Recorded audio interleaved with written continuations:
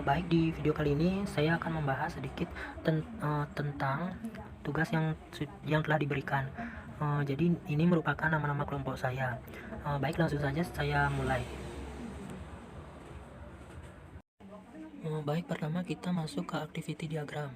Activity diagram adalah bentuk visual dari alur kerja yang berisi aktivitas dan tindakan yang juga dapat berisi pilihan, pengulangan, dan konkurensi. Dalam Unified Modeling Language, activity diagram dibuat untuk menjelaskan aktivitas komputer maupun alur aktivitas dalam organisasi. Activity diagram menggambarkan alur kontrol secara garis besar. Selanjutnya itu ada activity diagram menu utama. Jadi pertama-tama admin akan masuk ke menu utama, kemudian sistem akan menampilkan menu utama, kemudian di dalam menu utama tersebut terdapat menu anggota, menu transaksi, dan menu laporan. Setelah itu admin bisa keluar. Selanjutnya itu ada activity diagram menu data anggota. Pertama-tama admin akan memilih menu data anggota, kemudian sistem akan menampilkan form data anggota. Selanjutnya admin akan menginputkan data-data anggota tersebut. Kemudian jika admin memilih batal untuk menyimpan data tersebut, maka sistem akan kembali menampilkan form data anggota. Jika admin memilih untuk menyimpan, maka sistem akan menyimpan data anggota tersebut. Selanjutnya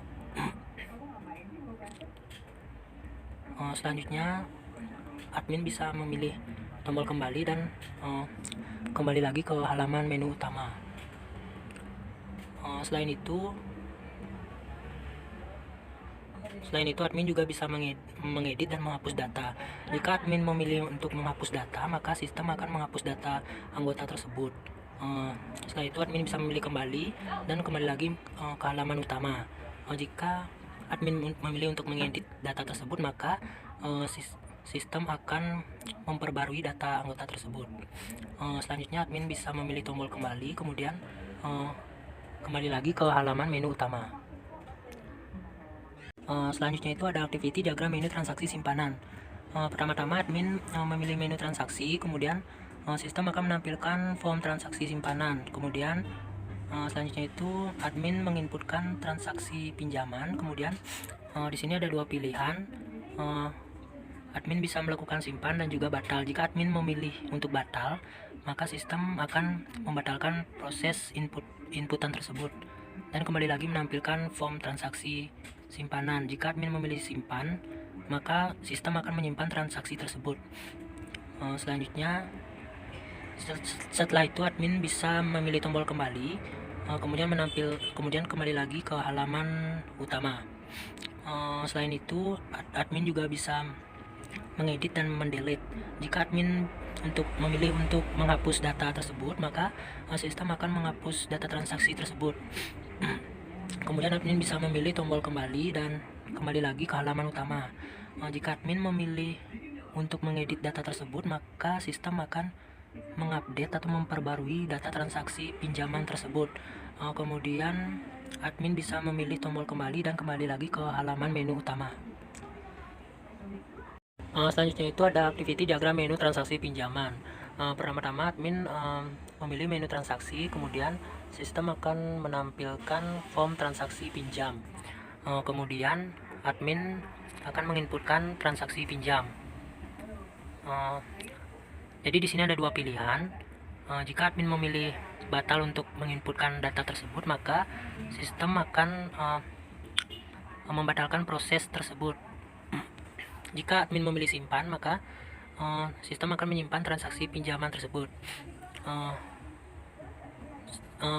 Setelah itu admin bisa memilih tombol kembali dan kembali lagi ke menu halaman utama. Selanjutnya itu di sini admin juga bisa memilih edit dan hapus data. Jika admin memilih untuk menghapus data, maka sistem akan menghapus data transaksi pinjaman tersebut. Kemudian jika admin memilih edit, maka sistem akan mengupdate data transaksi pinjaman tersebut. Kemudian admin bisa memilih tombol kembali, kemudian kembali lagi ke halaman menu utama. Selanjutnya itu ada activity diagram menu transaksi angsuran. Pertama-tama menu admin memilih menu transaksi, kemudian sistem akan menampilkan form transaksi pembayaran angsuran, kemudian admin akan menginputkan transaksi pembayaran angsuran tersebut. Di sini ada dua pilihan. Jika admin memilih batal untuk menginputkan data tersebut, maka sistem akan membatalkan proses tersebut. Jika admin memilih simpan, maka sistem akan menyimpan data transaksi pembayaran angsuran tersebut. Kemudian admin bisa memilih tombol kembali dan kembali lagi ke halaman menu utama. Selanjutnya itu admin juga bisa mengedit dan menghapus data tersebut. Jika admin memilih menghapus data tersebut, maka sistem akan menghapus data tersebut secara permanen.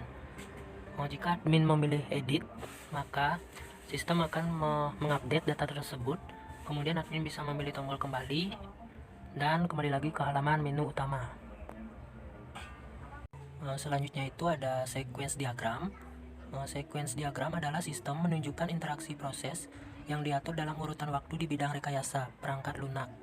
Ini menggambarkan proses yang terlibat dan urutan pesan yang dipertukarkan antara proses yang diperlukan untuk melaksanakan fungsionalitas. Selanjutnya itu kita masuk ke sequence diagram login. Jadi di sini terdapat satu aktor yaitu pengguna dan 4 objek, dan masing-masing objek tersebut yaitu form login, control, data user, halaman utama.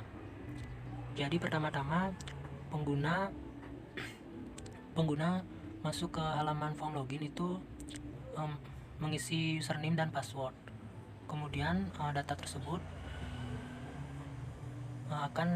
kemudian sistem akan mengirimkan data tersebut ke data user.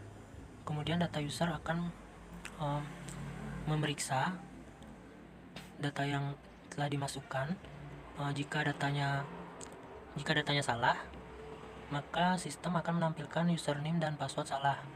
Jika data yang dimasukkan sudah valid atau benar, maka sistem langsung akan menampilkan menu utama atau halaman utama.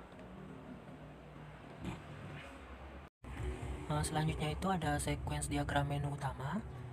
Jadi di sini terdapat 3 aktor, yaitu bendahara, sekretaris, dan ketua, dan 3 objek. Terdiri dari form menu utama, kontrol menu utama, dan tabel menu utama. Pertama, user akan masuk ke form menu utama, melakukan login. Kemudian di menu utama ini terdapat menu anggota, menu transaksi, menu laporan, dan menu keluar. Selanjutnya user akan memasukkan menu yang dipilih tersebut ke tabel menu utama. Selanjutnya itu ada sequence diagram menu data anggota. Di sini terdapat satu aktor yaitu sekretaris dan 4 objek, yaitu menu utama, form data anggota, proses data anggota, dan TB data anggota. Pertama, user akan masuk ke halaman menu utama untuk kemudian memilih menu data anggota. Kemudian setelah memilih menu data anggota, maka sistem akan menampilkan form data anggota. Kemudian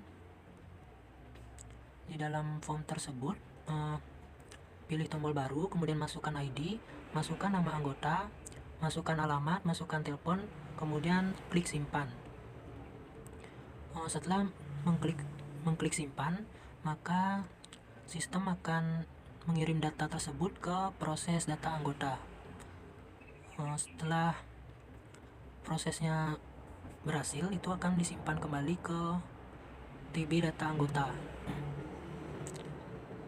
Kemudian user juga bisa membatalkan, mengedit, dan menghapus, kemudian kembali.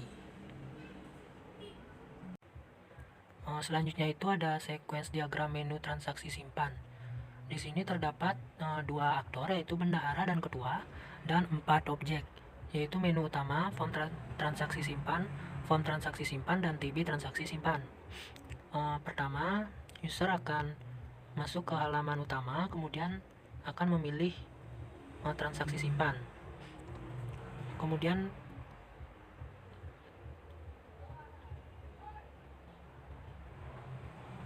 sistem akan menampilkan form transaksi simpan. Kemudian sistem akan menyuruh menginputkan transaksi simpan tersebut. Kemudian tambah data simpan. Jika data yang dimasukkan itu salah, maka sistem akan menampilkan gagal simpan data. Jika datanya benar, maka sistem akan menyimpan data tersebut ke TB transaksi simpan. Selanjutnya itu di menu utama juga bisa mengedit data transaksi simpan tersebut. Kemudian akan diperbarui lagi di dalam TB transaksi simpan.